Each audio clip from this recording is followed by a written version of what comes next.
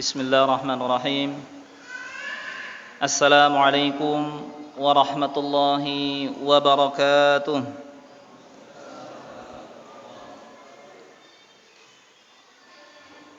Mohon yang di atas anak-anaknya dikondisikan supaya tidak mengganggu, dan murotalnya mohon untuk dimatikan terlebih dahulu.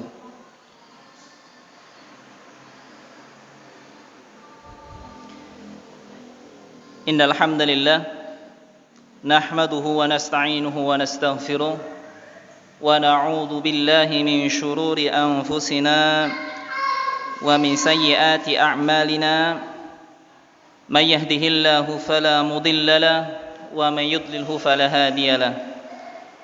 Asyhadu an la ilaha illallah wahdahu la syarika lahu wa asyhadu anna Muhammadan 'abduhu wa rasuluh. Allahumma salli wa sallim ala nabiyyina Muhammad wa ala alihi wa ashabihi wa man tabi'ahum bi ihsanin ila yaumiddin.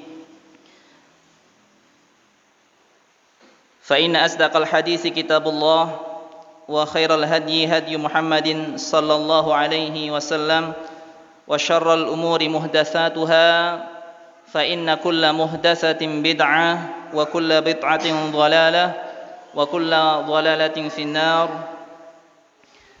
Rabbi israh li sadri wa yassir li amri wahlul 'uqdatam min lisani yafqahu qawli. Allahumma anfa'ni bima 'allamtani wa 'allimni ma yanfa'uni wa zidni 'ilma.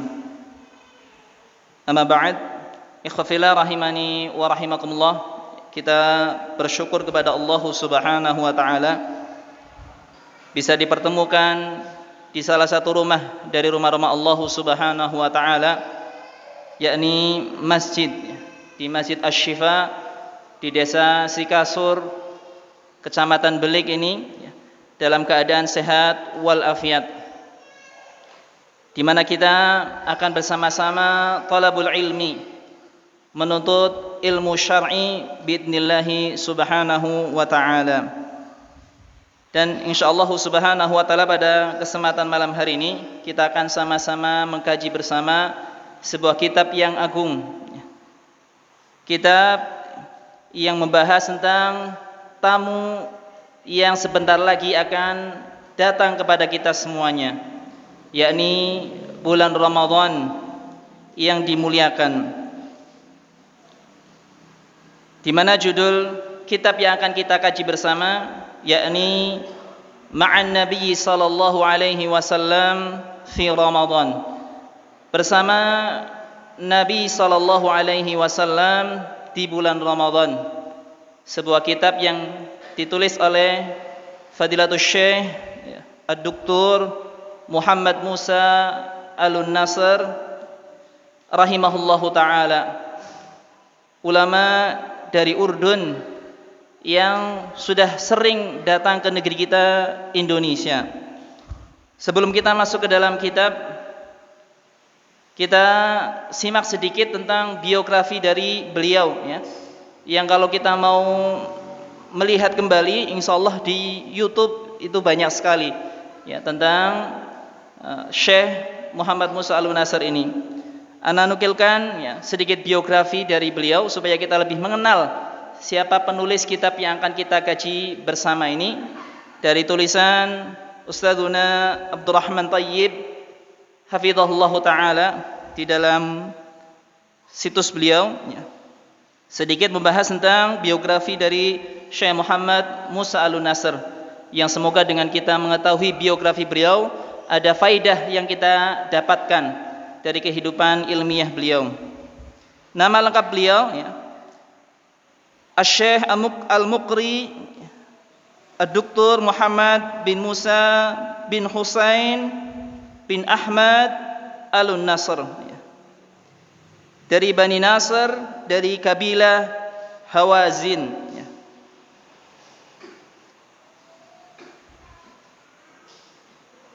Kemudian tempat lahir beliau, beliau terlahir di kamp pengungsian Balatah di kota Nablus, Palestina pada tahun 1374 Hijriyah atau bertepatan dengan tahun 1954 Masehi. Jadi beliau adalah seorang yang lahir di Palestina, Palestina. Beliau lahir di keluarga yang bagus agamanya,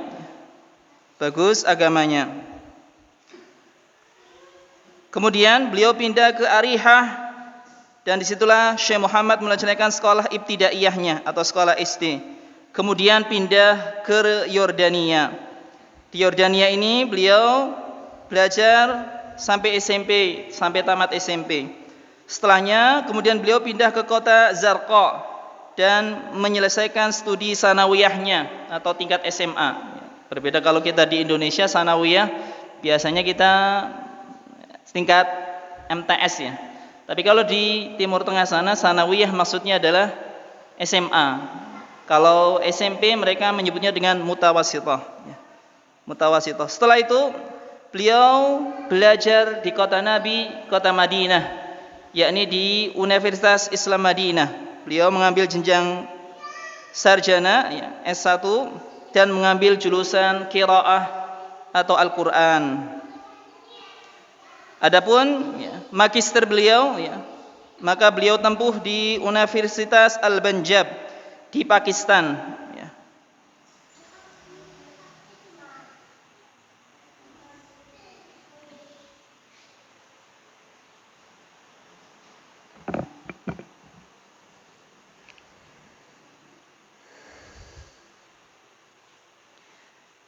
Setelah itu beliau bermulazamah dengan Al-Muhaddis Asy-Syaikh Muhammad Nasiruddin Al-Albani rahimahullahu taala sejak awal tahun 70-an. Sejak awal tahun 70-an. Mungkin yang dimaksud adalah 1970-an.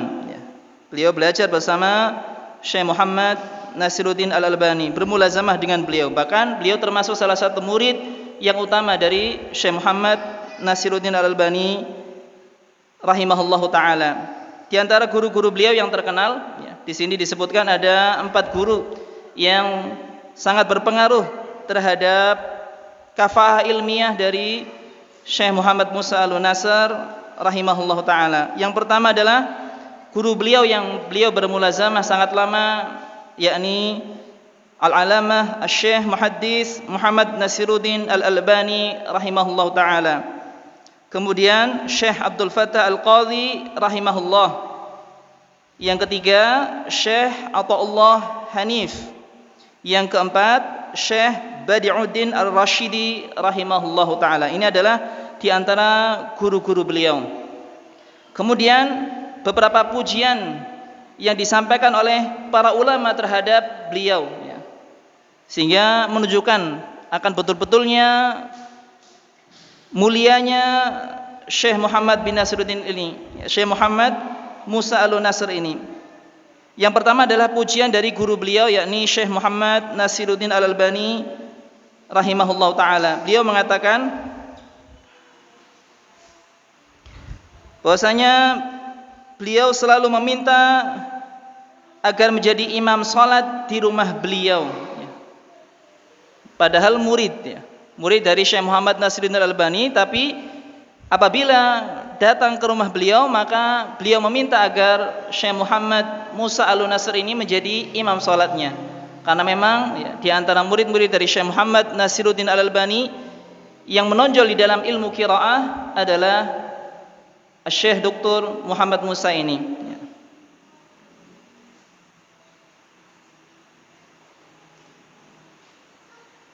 Bahkan Syekh Muhammad bin Nasiruddin Al-Albani, Syekh Muhammad Nasiruddin Al-Albani rahimahullahu taala juga sering merekomendasikan kepada murid-murid beliau untuk belajar qiraah kepada Syekh Muhammad Musa Al-Nasr, Syekh Muhammad Musa Al-Nasr.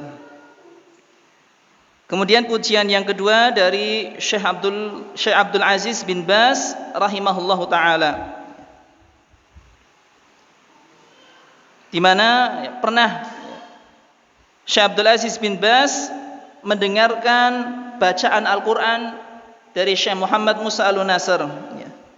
Kemudian beliau mengatakan, bacaanmu itu baik, tidak ada sesuatu yang berlebihan atau dipaksa-paksakan. Dan Syekh juga merekomendasi beliau untuk ikut ceramah di musim haji, maksudnya berada di majelis Syekh Abdul Aziz bin Baz secara khusus, berarti menjadi tamu yang diundang secara khusus di majlis beliau Syekh Abdul Aziz bin Baz rahimahullahu taala.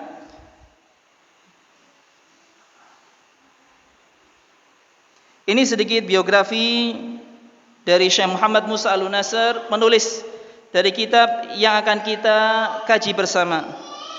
Ikhwafillah rahimani wa rahimakumullah. Kitab ini adalah kitab yang berisi tentang bagaimana kehidupan Nabi kita Nabi Muhammad sallallahu alaihi wasallam di bulan Ramadan. Di mana bulan Ramadan ini adalah bulan yang mulia, bulan yang pasti ditunggu-tunggu oleh setiap orang yang beriman. Bahkan para salaf dahulu, ikhwafillah rahimani wa rahimakumullah, itu mereka di dalam setahun dibagi menjadi dua bagian. Bagian yang pertama adalah 6 bulan sebelum datangnya bulan Ramadan. Maka mereka para salaf itu senantiasa berdoa agar mereka bisa bertemu dengan bulan Ramadan yang mulia. Kemudian 6 bulan setelahnya para salaf mereka senantiasa berdoa agar bulan Ramadan yang telah lewat, amal-amal ibadah yang ada di dalamnya itu diterima di sisi Allah Subhanahu wa taala. Ini adalah gambaran potret dari para salaf rahimahullahu taala.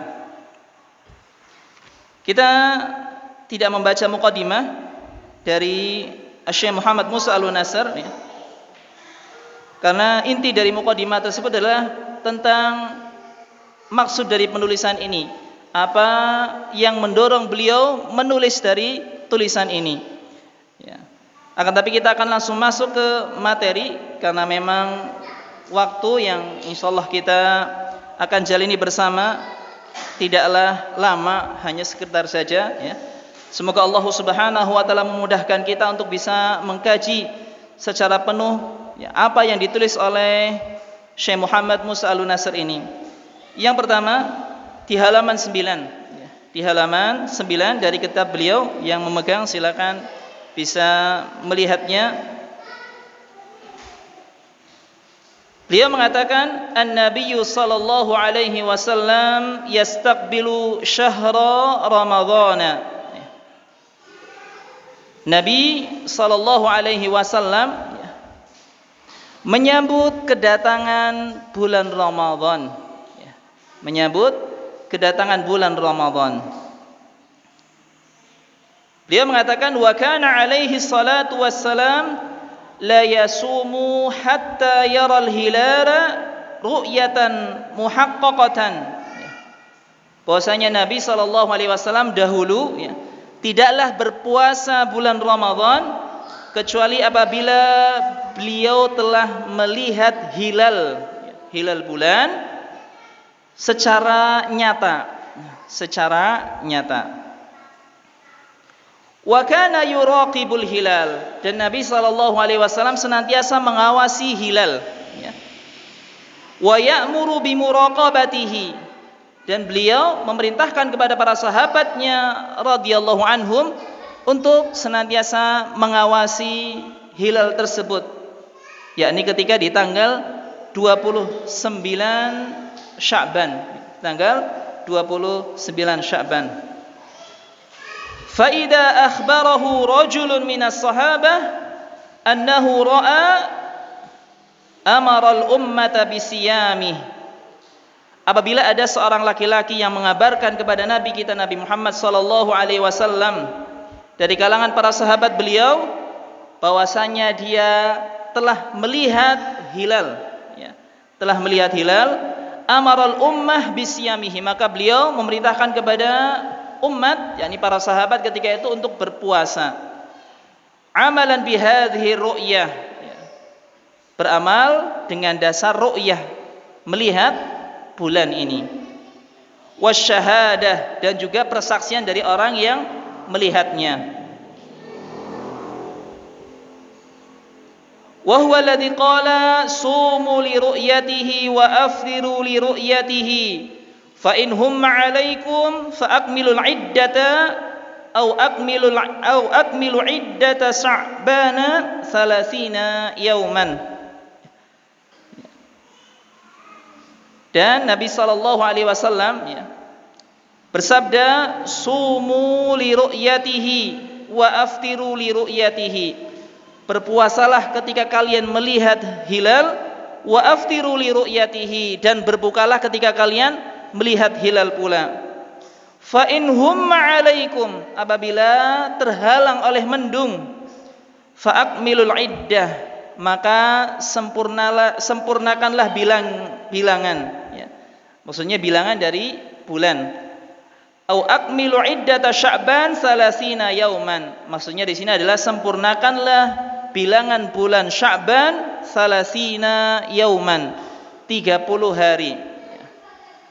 Hadis ini dikeluarkan oleh Asy-Syaikhan, ya, akhrajahu Syaikhan wa ghairuhuma. Dikeluarkan oleh Asy-Syaikhan, yakni Al-Imam Al-Bukhari rahimahullahu taala dan juga Imam Muslim rahimahullahu taala, wa ghairuhuma, dan juga selain dari keduanya. Wa kana sallallahu alaihi wasallam yaktafi bi syahadatil wahid. Dan Nabi sallallahu alaihi wasallam dahulu untuk menetapkan awal bulan Ramadan itu mencukupkan dengan persaksian dari satu orang. Ya, apabila ada satu orang yang dia mengabarkan, ya, maka sudah cukup, ya. Sehingga ditetapkanlah awal bulan Ramadan ketika itu, ketika ada seseorang yang dia melihat hilal dari bulan Ramadan. Wa fi hadza hujjatun ala qabuli khabaril wahid. Dan di sini, ya, ada hujjah atau landasan ala qabuli khabaril wahid, atas diterimanya khabar dari satu orang, ya, khabarul wahid. Wa qad shamatil ummatu yauman bi ru'yatihi.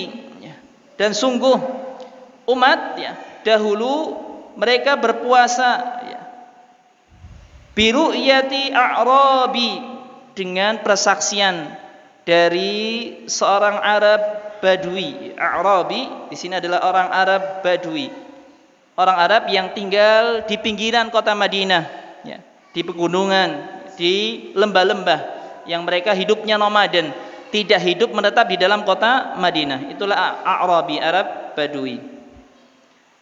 Kalau orang Arab nyebutnya apa? Arabi. Arabi itu orang Arab. Seperti Indonesia itu orang Indonesia. Tapi kalau A'rabi di sini adalah orang Arab Badui, ya. Orang Arab Badui, maksudnya orang Arab yang tinggal di pinggiran kota, ya. Di pinggiran kota, bukan di dalam kota. Ja'a minal badiyah, dia datang dari badiyah, ya, dari Badui. Fa akhbara an-nabiy sallallahu alaihi wasallam bi annahu ra'al hilal. Kemudian dia mengabarkan kepada Nabi kita Nabi Muhammad sallallahu alaihi wasallam bahwasanya dia telah melihat hilal. Fa amara sallallahu alaihi wasallam Bilalan ayyu'adzina bisyam. Maka kemudian beliau memerintahkan kepada Bilal, ya, muadzin beliau, untuk mengumumkan bahwasanya besok adalah puasa. Besok adalah puasa. Ikhwafillah rahimani wa rahimakumullah. Di sini bagaimana kita tahu, yakni Nabi Muhammad sallallahu alaihi wasallam menyambut bulan Ramadan, di mana beliau sallallahu alaihi wasallam senantiasa menunggu kedatangan bulan Ramadan dengan melihat hilal, dengan mengawasi hilal. Dan terutama melihat hilal ini adalah tatkala di tanggal 29 dari bulan Sya'ban, ya, dari bulan Sya'ban. Sebagaimana kita ketahui dari keterangan para ulama, di sini ya, kita bisa mengambil pelajaran bahwasanya cara untuk mengetahui masuknya bulan Ramadan itu ada dua. Yang pertama adalah dengan kita melihat hilal secara langsung, ya. Kita melihat hilal. Apabila terlihat, maka besok adalah puasa karena sudah masuk tanggal 1 di bulan Ramadan. Yang kedua, apabila tidak bisa melihat hilal, maka caranya adalah dengan menyempurnakan bilangan bulan Sya'ban. Apabila telah genap umur bulan Sya'ban 30 hari, maka pasti di tanggal 31, di hari ke-31 dari bulan Sya'ban, itu adalah tanggal 1 bulan Ramadan. Karena ikhwafillah rahimani wa rahimakumullah, umur bulan Hijriyah itu hanya berkisar antara 29 atau 30. 29 atau 30. Tidak ada 28, tidak ada 31. Berbeda dengan bulan-bulan di dalam Syamsiyah. Kita lanjutkan ikhwafillah rahimani wa rahimakumullah di halaman 10, pembahasan tentang lam yakun min hadyi Nabi sallallahu alaihi wasallam taqaddumu syahri Ramadan bisiyam li ajli Ramadan. Tidak termasuk petunjuk Nabi Muhammad sallallahu alaihi wasallam mendahului bulan Ramadan dengan puasa li ajli Ramadan, dengan sebab Ramadan. Maksudnya tidak ada puasa qobliyah sebelum Ramadan, ya. Tidak ada puasa qobliyah sebelum Ramadan, ya. Kita baca keterangan dari beliau, ya. Wa kana sallallahu alaihi wasallam yanha ummatahu an tataqaddama Ramadana bi siyami yaumin aw yaumain. Dahulu Nabi Muhammad sallallahu alaihi wasallam melarang umatnya untuk mendahului bulan Ramadan dengan puasa 1 hari atau puasa 2 hari. Min babil ikhtiyat wa ta'ammuk, ya. Karena ingin berhati-hati, ya. Wa ta'ammuk, dan juga berlebihan. Karena biasanya orang yang dia mengerjakan puasa 1 hari atau 2 hari, istilahnya pengen hati-hati, khawatir wah ini sudah masuk bulan Ramadan atau belum, sehingga dia berpuasa dalam rangka hati-hati dan berlebihan di dalam hal ini. Padahal petunjuk Nabi Muhammad SAW sudah jelas, ya, sudah jelas. Apabila melihat puasa, kalau tidak sempurnakan bilangan bulan 30 hari. Jelas petunjuk Nabi Muhammad SAW. Tapi terkadang manusia mereka, ya, dengan dalih berhati-hati, tetapi mereka telah menyelisihi Nabi Muhammad sallallahu alaihi wasallam di dalam hal ini. Karena Nabi Muhammad sallallahu alaihi wasallam melarang kita untuk berpuasa 1 hari atau 2 hari sebelum datangnya bulan Ramadan, yakni di tanggal 29 atau di tanggal 30 dari bulan Sya'ban. Beliau sallallahu alaihi wasallam bersabda, ya, faqala alaihi salam la taqaddamu Ramadhana bi shaumi yaumin wala yaumain illa rajulan yasumu sauman falyasumhu, muttafaqun alaih. Nabi sallallahu alaihi wasallam bersabda, janganlah kalian mendahului Ramadan dengan puasa 1 hari atau puasa 2 hari. Illa rajulan yasumu sauman falyasumhu, kecuali seorang laki-laki yang dia biasa melakukan sebuah puasa tersebut bertepatan dengan tanggal 29 atau 30 dari bulan Sya'ban, falyasumhu, maka dia boleh mengerjakannya. Namun apabila kita tidak termasuk orang yang membiasakan puasa sunnah, semisal puasa Senin Kamis, ya, atau puasa Daud, sehari berpuasa sehari berbuka, maka hendaknya kita tidak melakukan puasa di tanggal 29 dan tanggal 30 dari bulan Sya'ban. Namun kalau kita sudah biasa mengerjakan ya, hari-hari kita selama setahun kita biasa mengerjakan puasa sunat Senin Kamis atau puasa Daud ya, dan bertepatan dengan tanggal 29 dan 30 dari bulan Sya'ban, maka tidak mengapa kita berpuasa. Kita alasan berpuasanya karena mengerjakan puasa sunnah, bukan karena hati-hati atau berlebihan di dalam hal ini. Jadi boleh. Kemudian beliau mengatakan qultu ka'an yasuma yaumal itsnaini wal khamis wa nahwi dzalika. Syekh mengatakan di sini seperti seseorang yang dia berpuasa hari Senin atau Kamis, wa nahwi dzalika, dan yang semisalnya. Faman wafaqa siyamuhu dzalik fala haraj. Apabila puasanya itu bertepatan dengan tanggal 29 ataupun tanggal 30, fala haraj, maka tidak mengapa. Ya. Dia tidak terjatuh kepada larangan Nabi Muhammad SAW yang melarang untuk berpuasa 1 hari atau 2 hari sebelum Ramadan. Wa qad warada an-nahyu 'anil Nabi sallallahu alaihi wasallam fi yaumi syaq. Dan sungguh telah datang larangan dari Nabi Muhammad sallallahu alaihi wasallam fi saumi yaumi syaq, dari berpuasa pada hari yang diragukan. Faqal, maka beliau mengatakan, beliau bersabda, man shamal yaumal ladzi yashukku fihi faqad 'asa Abul Qasim. Barang siapa yang dia berpuasa pada hari yang diragukan di dalamnya, faqad 'asa Abul Qasim, maka sungguh dia telah bermaksiat kepada Abul Qasim.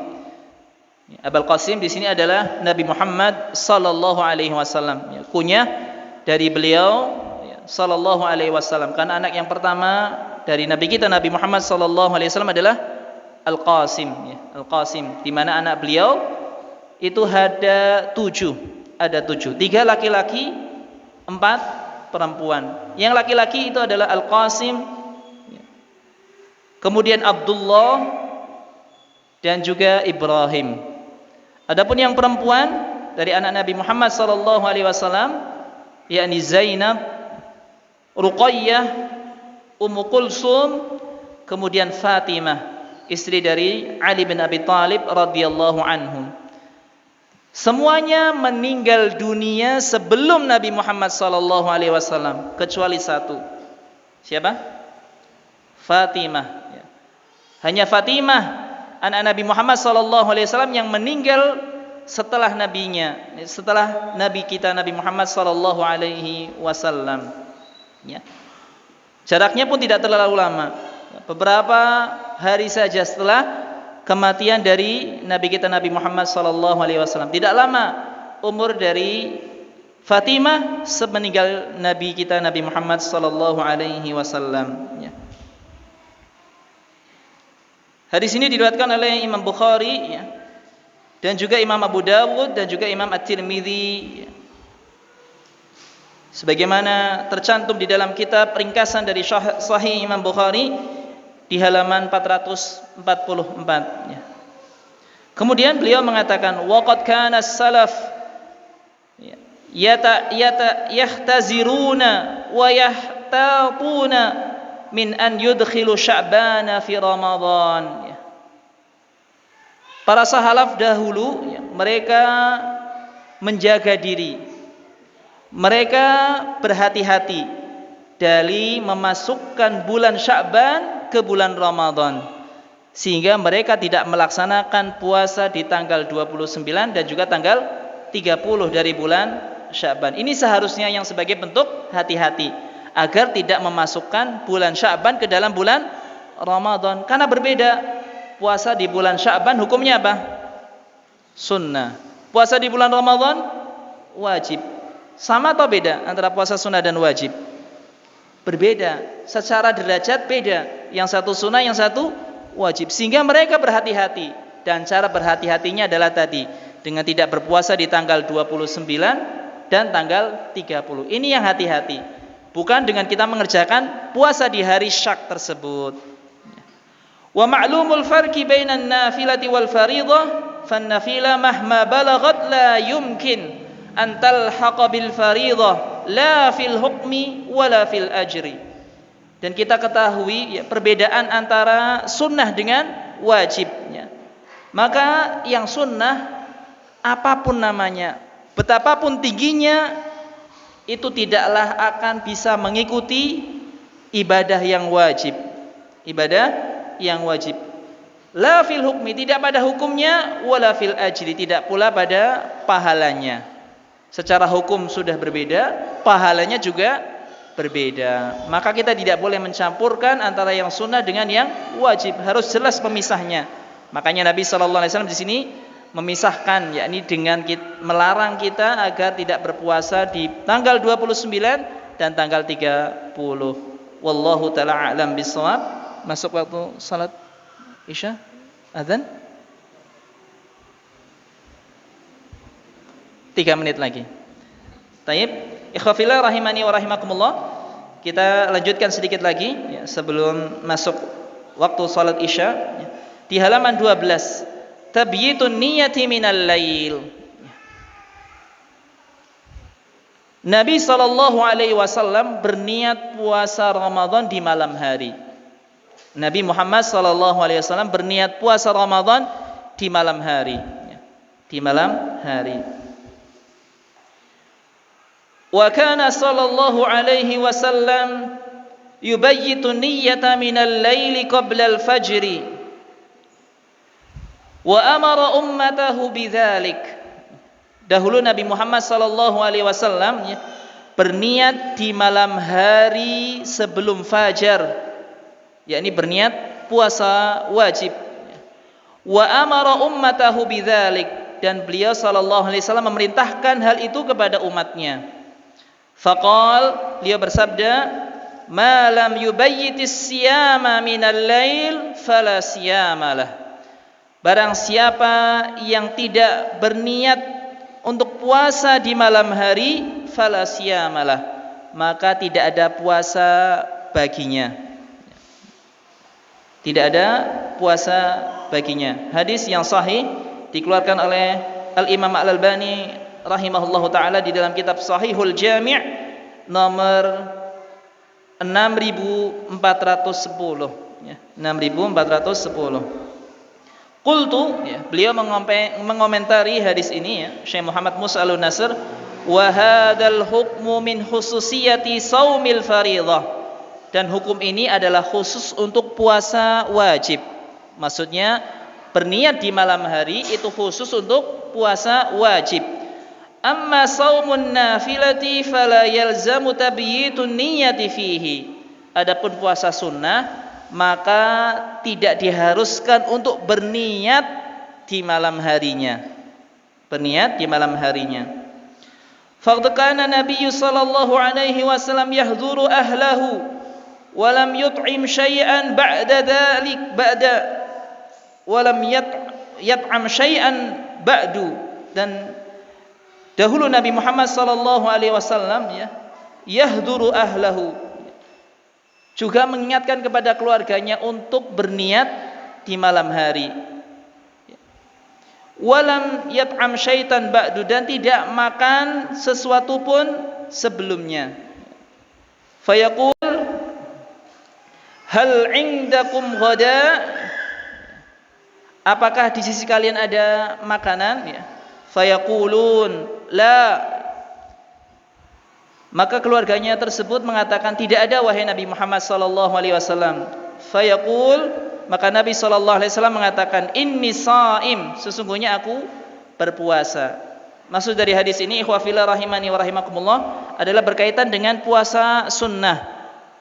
Puasanya puasa sunnah, Nabi sallallahu alaihi wasallam tidak berniat di malam hari, sehingga ketika siang hari beliau mendatangi keluarganya dan berkata, apakah ada makanan di rumah? Kemudian ternyata tidak ada makanan di rumah keluarga Nabi Muhammad sallallahu alaihi wasallam. Maka Nabi sallallahu alaihi wasallam pun berpuasa setelah itu. Berpuasa setelah itu. Hadis ini diriwayatkan oleh Imam Muslim dan juga selainnya. Tapi nanti ada keterangan lebih lanjut tentang puasa sunnah ini. Bagaimana agar puasa sunnah bisa dianggap sebagai puasa yang sah walaupun tidak berniat di malam hari. Kita akan lanjutkan insyaallah subhanahu wa taala setelah Isya. Kita nanti akan salat Isya terlebih dahulu. Setelah itu baru kita akan melanjutkan kajian kita ba'dal Isya insyaallah subhanahu wa taala. Wa sallallahu ala nabiyyina Muhammadin wa ala alihi wa ashabihi ajma'in wa akhiru da'wana alhamdulillah. Wassalamualaikum warahmatullahi wabarakatuh.